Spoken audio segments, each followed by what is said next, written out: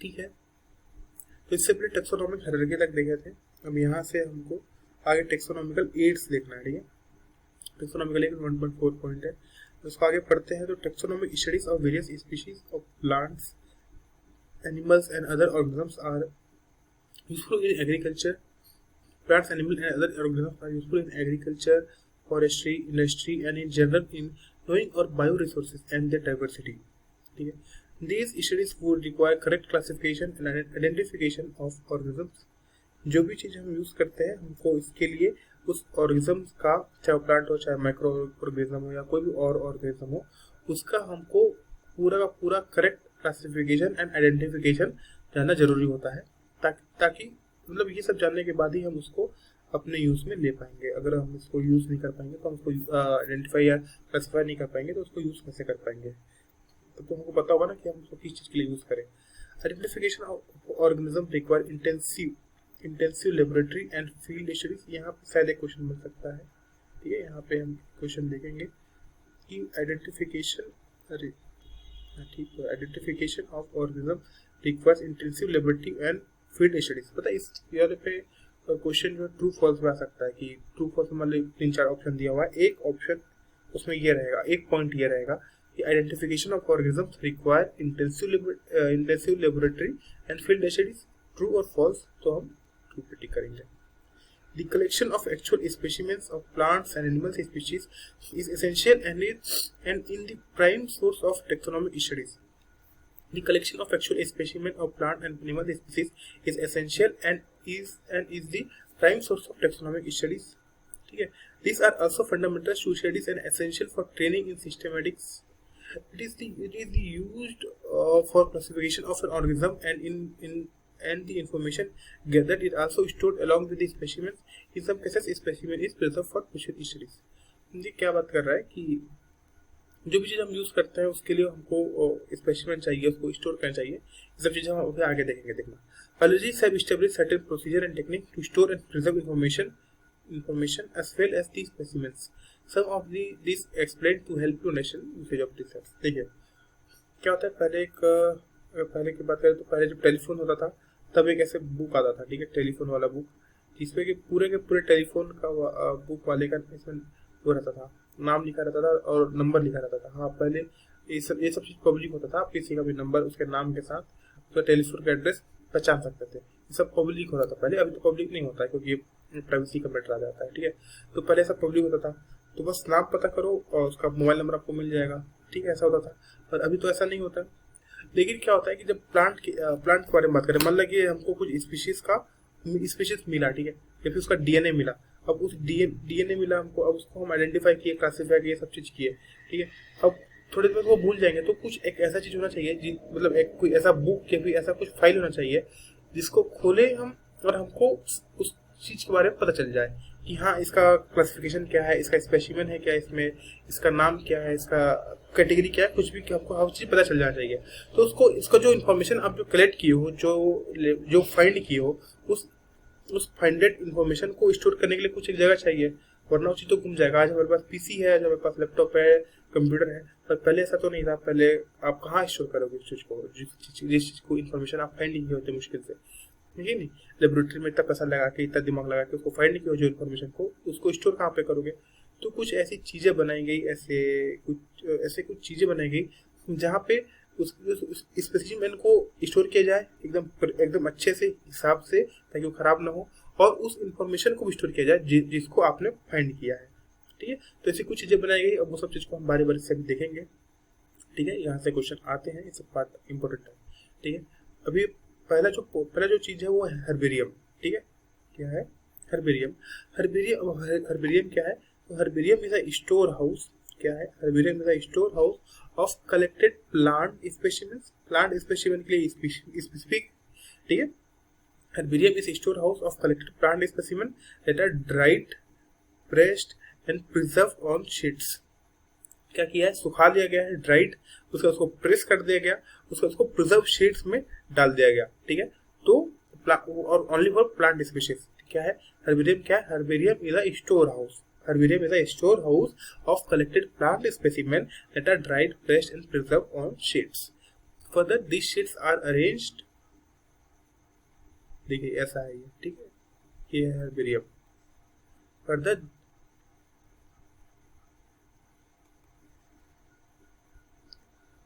these sheets are arranged according to universally accepted system of classification। ठीक है, कैसे कैसे कैसे वो अरेंज्ड है according to universally accepted system of classification. ठीक है, मतलब ऐसे वो उसमें नाम और सब चीज लिखा गया है तरीके से। These specimens along with their description on herbarium sheets become a storehouse or repository for future use। ठीक है, फ्यूचर यूज करने के लिए भी है। The herbarium sheets also carry label providing information about the date and place of collection। यहाँ पे एक क्वेश्चन आता है कि हर्बेरियम शीट्स में ये जो डेट्स और प्लेस ऑफ कलेक्शन है ये होते हैं कि नहीं होते हैं, तो हमको यहाँ पे टिक करना है हाँ होते हैं। ठीक है, जब हम उस चीज को कलेक्ट किए और उसका जो भी डेट है और कलेक्शन का जो भी डेट है, प्लेस ऑफ कलेक्शन। ठीक है, डेट और प्लेस क्या है, date and place of collection, मतलब कहाँ कब पकड़ा, उस स्पेसिमेन को कब पकड़ा और कहाँ पकड़ा, उस चीज को भी हम लिखना पड़ेगा। ठीक है, कहाँ किसमें, हर्बेरियम में। और क्या है, English local and botanical name, English local and botanical name, family, collectors name etcetera. Herbaria also serve as quick reference system for taxonomic studies. ठीक है, तो ये इसके हर एक पॉइंट पे क्वेश्चन है यहाँ पे, इसके यहाँ पे हर एक पॉइंट पे क्वेश्चन है। ठीक है, क्या है, हर्बेरियम शीट्स जो है डेट और प्लेस ऑफ कलेक्शन स्टोर करती है। उसके बाद उसमें और क्या क्या होता है, English local and botanical names होते हैं, English local and botanical names, family होती है, और उसके बाद कलेक्टर्स नेम होता है। ठीक है, कलेक्टर का नाम होता है उसपे, जो भी इंसान उस चीज को कलेक्ट किया, मतलब साइंटिस्ट का नाम है जो भी है। उसके बाद क्या होता है, क्या हर्बेरियम को हम quick reference system in taxonomic studies use कर सकते हैं, हाँ यूज कर सकते हैं। यहाँ पे देखिए क्वेश्चन का टाइप हो रहा है। ठीक है, अगर वो इसको ये डेट और प्लेस से पूछ रहा है तो सीधे सीधे पूछेगा क्या डेट और प्लेस होता है, हाँ या ना, हाँ। ठीक है, ये यहाँ पे क्वेश्चन पूछेगा तो ऐसे पूछेगा कि हर्बेरियम में reference system in taxonomic studies कर सकते हैं कि नहीं कर सकते, हाँ कर सकते हैं। लेकिन जब वो यहाँ पे पूछेगा, यहाँ पे तो वो ऐसे नहीं पूछेगा, वो पूछेगा उसमें क्या क्या होता है, English local name, botanical name, family, collectors name, ये सब होते हैं कि नहीं होते, तो आपको टिक करना पड़ेगा। या फिर 4 नाम दे देगा या फिर 5 तो 6 तो दे देगा, उसमें से बोलेगा इससे कितने सही है जो कि एक हर्बेरियम में होते हैं, तो ऑप्शन में 3 रहेगा 2 रहेगा, तो आपको टिक करना पड़ेगा, है ना। तो ये सब बात है हर्बेरियम का। हर्बेरियम तो इजी है, इसका हर एक लाइन, तो इसको हर्बेरियम का जब भी हम नोट बनाएंगे तो उसका एक लाइन टू लाइन नोट बनाना पड़ता है। ठीक है, पॉइंट वाइज 1.1, पॉइंट 2, पॉइंट 3, उस पॉइंट को बार बार रिवाइज करना पड़ता है ताकि तब उसका क्वेश्चन सही होता है। ठीक है, बहुत ईजी है इसका क्वेश्चन। दूसरा है botanical gardens. This specialized gardens have collections of living plants for reference. This specimen gardens, ये क्या है, botanical gardens have collection of living plants for reference. वहां पे क्या सीन था हर्बेरियम में था ड्राइड प्रेस्ड प्लांट्स। ठीक है, ड्राइड प्रेस्ड प्लांट। यहाँ पे क्या है, यहाँ बोटेनिकल गार्डन है, गार्डन में मरे हुए पौधे थोड़ी ना होंगे, गार्डन में लिविंग पौधे होंगे, तो यहाँ पे collection of living plant for reference. Plant species in this garden are grown for identification purpose. क्यों ग्रोन कर रहे हैं बोटेनिकल गार्डन में, ताकि उसको आइडेंटिफाई कर सके, identification purposes. And each plant is labelled indicating it's botanical scientific name and it's family. क्या क्या रहेगा, इस बात को यहाँ पे ध्यान रखना पड़ेगा कि उसमें यहाँ पे गिनी चुनी चीजें रहेंगी। ठीक है, वहाँ पे बहुत सारी चीजें थी, क्योंकि पहले उसका पूरा हायरार्की था, उसके बाद date and place of collection था, उसके बाद English and local name, botanical name, family, collectors name, ऐसे सब सारी चीजें थी। ठीक है, एक्सेट्रा। यहाँ पे क्या चीज है, यहाँ पे plant labelled indicating it's botanical scientific name and it's family. ठीक है, द फेमस बोटेनिकल गार्डन। अब देखिए यहाँ तक बस इतना ही चीज आएगा, क्या, labelled indicating botanical and scientific name and it's family, बस। उसके बाद अब यहाँ पे ये वाला बात याद रखना पड़ेगा, फेमस बोटेनिकल गार्डन क्या है, क्यू इंग्लैंड। देखिए इंडियन बोटेनिकल गार्डन एक कहाँ है, हावड़ा, इंडिया। ठीक है, जो इंडियन बोटेनिकल गार्डन है वो कहाँ है, हावड़ा में है। ठीक है, और नेशनल बोटेनिकल रिसर्च इंस्टीट्यूट, जो रिसर्च वाला चीज है वो कहाँ पे है, वो लखनऊ में है। देखिए इस बात को लिखिए, शॉर्ट लिख लीजिए, क्या है, इंडियन बोटेनिकल गार्डन, ABG, ये कहाँ है, हावड़ा में। ठीक है, उसके बाद जो national research institute, sorry national botanical research institute है,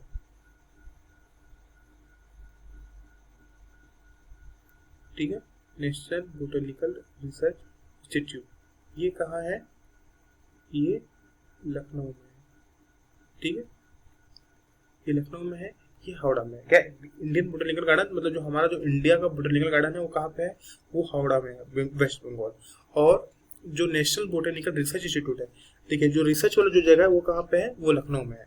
और जो गार्डन है वो कहाँ पे है, ऐसे याद रख सकते हैं, गार्डन कहाँ है, गार्डन हावड़ा में है। अगर भारत का मैप देखें तो मैं ऐसे याद रखता है, भारत का मैप पढ़िए ऐसे, ठीक है। तो जो हावड़ा वाला है वो कहाँ पे है, यहाँ पे है, ठीक है। और जो NBRI है, जो लखनऊ वाला है वो कहाँ पे है, जो रिसर्च इंस्टीट्यूट वो यहाँ पे। उधर साउथ, उधर एकदम वेस्ट में क्या है, इंडियन बोटैनिकल गार्डन। और जो रिसर्च वाला पार्ट है वो कहाँ पे है, सेंटर पे, यूपी में, ठीक, लखनऊ में। यहाँ पे क्वेश्चन आते हैं, ठीक। इसके बाद तीसरा नंबर है म्यूजियम। क्या है, museum. Botanical museum are generally set up. Botanical museum are generally set up in educational study institutes. देखिए यहाँ पे भी क्वेश्चन आता है, इस पॉइंट पे क्वेश्चन आता है, ठीक है। क्या ये पूछेगा कि जो बायोलॉजिकल म्यूजियम है वो कहाँ पे, क्या वो एजुकेशन इंस्टीट्यूट्स में प्लेस किए जाते हैं, हाँ किए जाते हैं, ठीक है। Biological museums are generally set up in education institutes such as schools and colleges, such as schools and colleges. Museums have collections of preserved plant and animal specimens for study and reference. Museums have collection of क्या क्या होता है, preserved plant and animal species and specimen। क्या पूछेगा, पहले तो ये पूछेगा क्या एजुकेशन इंस्टीट्यूट में सब करता है कि नहीं, हाँ करता है, अलग अलग तरीके से पूछेगा। और पूछेगा म्यूजियम में, एक भी गलत सही में भी दे सकता है, ठीक है। म्यूजियम में पूछेगा कि क्या सिर्फ प्रिजर्व प्लांट होते हैं, तो गलत है, ठीक है ना। क्या सिर्फ प्रिजर्व एनिमल होते हैं, गलत है। अगर क्या प्रिजर्व प्लांट और प्रिजर्व एनिमल दोनों होते हैं, हाँ सही है।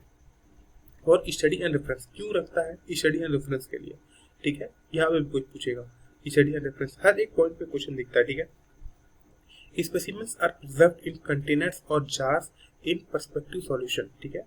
कहाँ किस में प्रेस करता है, इसे यहाँ पे भी सवाल है, कंटेनर और जार में इन पर्सपेक्टिव क्या है, preservative solution, sorry preservative solution में, वरना सड़ जाएगा, है कि नहीं। तो प्रिजर्वेटिव सॉल्यूशन में डाल के प्रॉपर उसको कंटेनर या जार में प्रिजर्वेटिव सॉल्यूशन के साथ डाल के रखा जाता है। Plant and animal specimens also preserved by as dry specimens, उसको ड्राई करके सुखा के उसको रखा जाता है, ठीक है। प्लांट एनिमल को एक ये वाला हो गया, या फिर अगर ऐसा ड्राई करके नहीं रख रहा है तो प्रिजर्वेटिव सॉल्यूशन डालना पड़ेगा, ठीक है। या तो प्रिजर्वेटिव सॉल्यूशन डालो या तो ड्राई करके रखो। Insects are preserved in insect boxes, insects कहाँ रखेंगे, इंसेक्ट बॉक्सेस में रखेंगे, ठीक है। इस बात को देखना है। After collecting, killing and pinning, क्या किया, कलेक्ट किया, किल किया, उसको पिन कर दिया ऐसे ऐसे, ठीक है। उसको पिन किया इंसेक्ट्स को, उसको किस पर भर दिया, इंसेक्ट बॉक्स में, ठीक है, इंसेक्ट बॉक्स में भर दिया।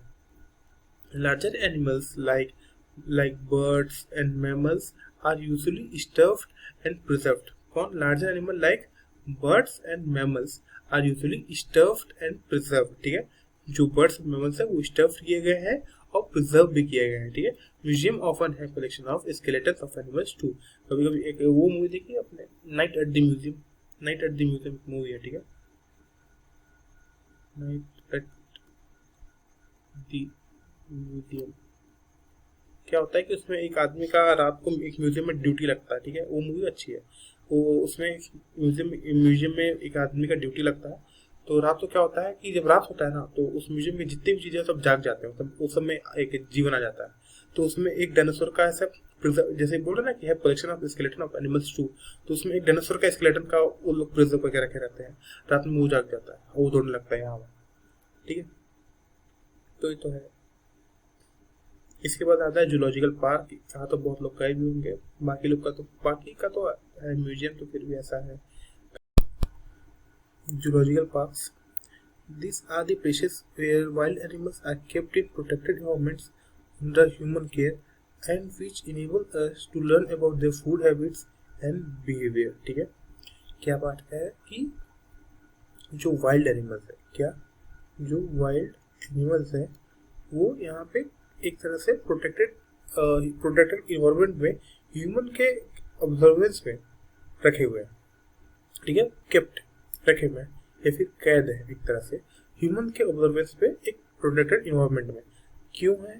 ताकि हम उनकी फूड हैबिट देख सके और उनके बिहेवियर देख सके। किसी भी ऑर्गेनिज्म का बिहेवियर क्या है और उसकी फूड हैबिट क्या है, मतलब किस टाइप के खाना उसका हैबिट है कि नहीं, फूड हैबिट। तो हम इस चीज़ को समझने के लिए और मतलब एक तरह से क्या हुआ, ये स्टडी हुआ उसके बिहेवियर का, उसके फूड हैबिट्स का, तो उसके बारे में इंफॉर्मेशन को कलेक्ट करने के लिए हम उसको ऐसे रखे हैं। इसके और भी बहुत सारे कारण होते हैं, ठीक है, और देखते हैं। देखिए, all animals in a zoo are provided as far as possible the condition similar to their natural habitat. यहाँ पे क्वेश्चन फ्रेम होता है स्टेटमेंट वाइज, ये एक स्टेटमेंट है, इसको आपको समझना पड़ेगा। क्या जू में जो भी ऑर्गेनिज्म होते हैं उनको वो से सिमिलर नेचुरल हैबिटेट के अकॉर्डिंग कंडीशन प्रोवाइड होते हैं? तो हाँ होते हैं, मतलब जितना होता है आदमी में करता है, ठीक है। Children love visiting this parks commonly called juice, तो जूलॉजिकल पार्क्स को जूस भी बोलते हैं, और ये बात तो सबको पसंद ही होता है, लेकिन ये क्या है, ये राइनोसोरस है, ये क्या है, ये पता नहीं क्या है, इसको सारस बोलते हैं हिंदी में, सारस, ठीक है। यहाँ पे लिखा होगा, है नहीं लिखा है। ये क्या है, एलिफेंट है, ये क्या है, टाइगर है, ठीक है। यहाँ ये वाला पॉइंट, ये इंपॉर्टेंट पॉइंट है भाई, की वाला, ठीक है, ये एक इंपॉर्टेंट पॉइंट है की वाला। मेरी आवाज़ थोड़ी थोड़ी धीरे हो जाती है क्योंकि रात हो रहा है और रात को 2:20 हो रहा है, अभी 2:20, ठीक है। तो 2 बजे रिकॉर्डिंग हो रहा है तो आवाज़ थोड़ी धीरे हो जाती है, सुबह कॉलेज रहता है, ठीक है। कॉलेज का नाम क्या है? कॉलेज का नाम है GGU सेंट्रल यूनिवर्सिटी, क्या, गुरु घासीदास सेंट्रल यूनिवर्सिटी, ठीक है, गुरु घासीदास सेंट्रल यूनिवर्सिटी यहाँ पे है, ठीक है। तो 2 बज रहा है रात को, अभी देखते हैं, थोड़ी आवाज़ धीरे हो गई है इसलिए। अभी देखते हैं की क्या है। Key is another taxonomical aid used for identification of plants and animals based on the similarities and dissimilarities. की क्या है? की एक टैक्सोनॉमिकल एड है। क्या है? हर एक पॉइंट पे क्वेश्चन है, हर एक पॉइंट पे क्वेश्चन है यहाँ पे, ठीक है, हर एक पॉइंट पे एक क्वेश्चन मिलेगा आपको यहाँ पे। की क्या है? की एक टैक्सोनॉमिकल एड है, ये question used for identification of plant and animal based on, यहाँ पे क्वेश्चन है, यहाँ पे मेन क्वेश्चन यहाँ पे, इसको हाईलाइट करेंगे। क्या है? Based on similarities and dissimilarity. की क्या है? की क्या है? की एक टैक्सोनॉमिकल एड है। इसको नोट्स कैसे बनाते हैं, देखिए। की क्या है? की ए टैक्सोनॉमिकल एड, की इज ए टैक्सोनॉमिकल एड, की से यूज कर रहा है, used for identification of plants, used for identification of plants based on what? Based on similarities and dissimilarities, ठीक है। की क्या है? की एक टैक्सोनॉमिकल एड है used for identification of plants and animals based on similarities and dissimilarities, ठीक है। The keys are based on the contrasting characters generally in a pair called couplet। यहाँ पे भी क्वेश्चन है, कीज किस पे बेस्ड होता है? एक contrasting characters पे, ठीक है। की is based on contrasting characters generally in pair called couplet, generally in pair which is called couplet। क्या कपलेट बोलते हैं? क्या कपलेट क्या है? एक कॉन्ट्रास्टिंग कैरेक्टर का पेयर, ठीक है। कॉन्ट्रास्टिंग कैरेक्टर का एक ऑर्गेनिज्म के कॉन्ट्रास्टिंग कैरेक्टर का पेयर, वो क्या है? वो है कपलेट। इसी जिसपे की बेस्ड होता है, ठीक है। कि किस पे बेस्ड होता है? कपलेट पे। कपलेट क्या है? कॉन्ट्रास्टिंग कैरेक्टर का पेयर जिसपे की बेस्ड है, ठीक है। की किस लिए यूज करते हैं? Identification of plants and animals, यहाँ पे एनिमल नहीं लिखा हुआ है, एनिमल, ठीक है। Identification of plants and animals, taxonomical aid based on similarities and dissimilarities and it is based on the pair of contrasting character which is called couplet. ठीक है, couplet पेयर में होता है, contrasting character का pair होता है. ठीक है, it represent the choice made between two opposite option. इस पॉइंट को भी याद रखिए. It represent the choice made between two opposite option. This result in acceptance of only one and rejection of the other. क्या बोल रहा है? This result in acceptance of only one and rejection of other. Each statement in the key. देखिए इस की में क्या है? की में कुछ स्टेटमेंट होते हैं. Each statement in the key. Each statement in the key is called a lead. यहाँ पे ये तो सिंपल सा एक इसमें क्या ये इफेक्ट है. ठीक है, ये की के जितने स्टेटमेंट होते हैं उसको हम क्या बोलते हैं? लीड. क्या बोलेंगे? Lead. each statement in key is called lead. ठीक है, each statement in key is called lead. इसके बाद क्या है? Separate taxonomic keys are required for each taxonomic category. मतलब हर एक टेक्सोनॉमिक कैटेगरी का एक अपना की होगा. ठीक है, एक टेक्सोनॉमिक कैटेगरी का एक की, दूसरे टेक्सोनॉमिक कैटेगरी का दूसरा की. टेक्सोनॉमिक की कैटेगरी क्या था? हायरार्की का हर एक पेयर. ठीक है, किंगडम, फाइलम, जीनस, स्पीशीज, कुछ भी, क्लास, ऑर्डर, फैमिली, ये सब क्या है? ये सब टेक्सोनॉमिक कैटेगरी है. तो हर टेक्सोनॉमिक कैटेगरी का अपना एक की होता है. ठीक है, separate taxonomic keys are required for each taxonomic category such as family, genus, species और आइडेंटिफिकेशन पर्पसेस. हम आखिरकार आइडेंटिफिकेशन के लिए कर रहे हैं. Keys are generally analytical in nature. इस क्वेश्चन पे ना जाने कितने पीवाईक्यू है, कितने हर इसके हर एक लाइन पे पता नहीं कितने पीवाईक्यू और कितने क्वेश्चन. क्योंकि अगर यहाँ से क्वेश्चन आएगा तो यहीं से आएगा. और इसके पहले वाला पॉइंट जो भी मैं टिक कराया था यहीं से क्वेश्चन आएगा और कहीं से नहीं आएगा. ठीक है, तो इसका हर एक पॉइंट इम्पोर्टेंट है. हर एक लाइन यहाँ पे लिखा जाएगा. ईच लाइन इज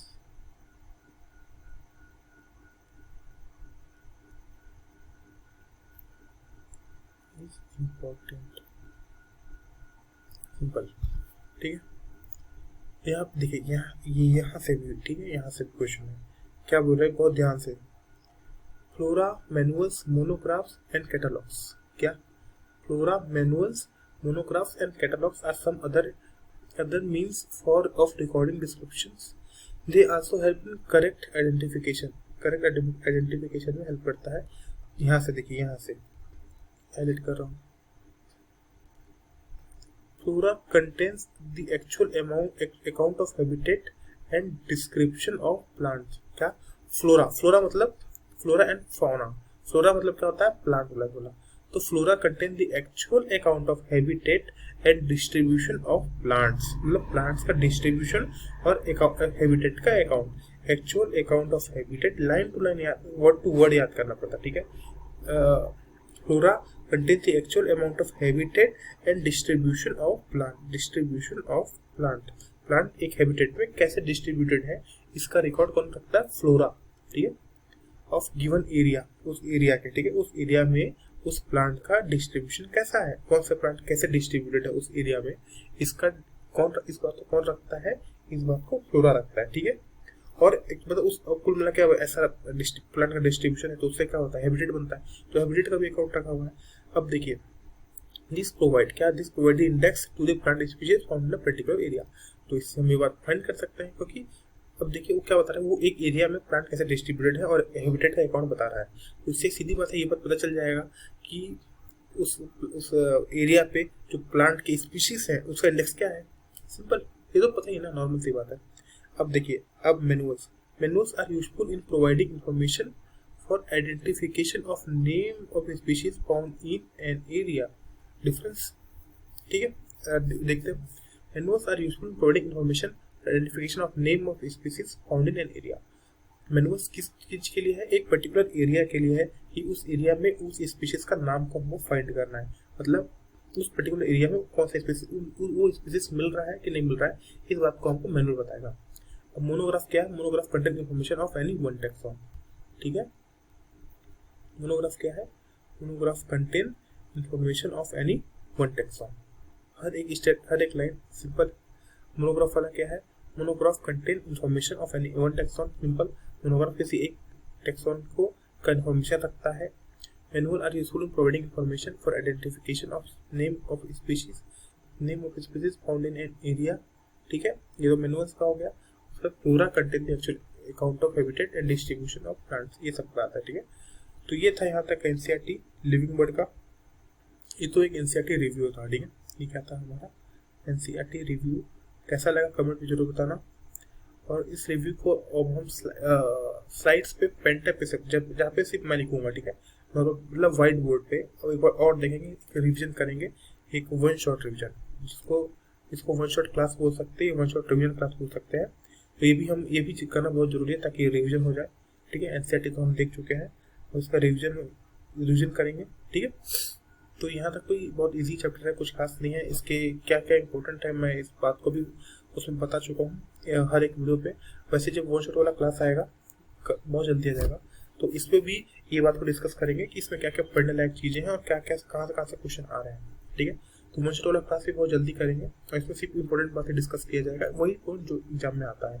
ठीक है, इसमें से पैराग्राफ नहीं पढ़ा जाएगा, इसमें हम आराम से पॉइंट टू पॉइंट बात करेंगे। ठीक है, इसके बाद क्वेश्चन भी सॉल्व करेंगे, ऑनलाइन मैं कराऊंगा, क्वेश्चन सॉल्व करेंगे, और उसके बाद ये चैप्टर हमारा डन हो जाएगा। और ऐसा कर करके हम बायोलॉजी के 11 और 12 के सारे चैप्टर करने वाले हैं। ठीक है, बारी बारी से लिविंग बर्ड का तो ये वन शॉट क्लास और उसके बाद क्वेश्चन प्रैक्टिस ये बाकी है। इसके बाद कैसे कैसे क्लास होगी उसको मैं बताऊंगा। ठीक है, वीडियो पे आके। तो बस यहाँ तक ये वाला बात था। हमने इसमें से हर एक पॉइंट, हर एक लाइन देखा है, ऐसा नहीं है कि कोई भी लाइन छूट गया हो, हर एक लाइन देखे हैं। रही बात इस समरी की, समरी भी पढ़ना चाहिए मेरे हिसाब से, क्योंकि यहाँ से भी क्वेश्चन बनते हैं, समरी को भी हम देखेंगे। ठीक है, यहाँ से एक ये जो क्वेश्चन बन जाते हैं, एक्सरसाइज बन जाते हैं, ये सबको भी हम देख लेंगे आने वाली वीडियोस पे। वैसे आने वाली वीडियोस ये सब को भी मैं वीडियो बनाऊंगा, क्योंकि ये सब जरूरत पड़ता है। ठीक है, कभी कभी कुल मिला के जितना पढ़ाई करेंगे उतना ज़्यादा कॉन्सेप्ट क्लियर होगा। सब चीज़ को भी हम कभी ना कभी देख ही लेंगे, मतलब जल्दी देख लेंगे कभी ना कभी क्या। लेकिन अगला वीडियो वन शॉट पे आएगा, और उसके बाद हम क्वेश्चन देखने वाले हैं। ठीक है, उसके बाद अगर टाइम मिलता है तो ये समरी और ये क्वेश्चन देखेंगे। इससे क्वेश्चन तो देखें, आपको सॉल्व कर चाहिए, ईजी है ना। जितने क्वेश्चन सॉल्व करेंगे, जितनी बार रिविजन करेंगे और जितनी बार वीडियो देखेंगे, उतना कॉन्सेप्ट आपका क्लियर होगा, उतने क्वेश्चन सही बनेंगे। ठीक है, तो अगला वीडियो वन शॉट पे और क्वेश्चन पे। ठीक है, तो यहाँ तक वीडियो देखने के लिए धन्यवाद। कोई भी क्वेरी हो आप कमेंट कर सकते हैं। Thank you so much.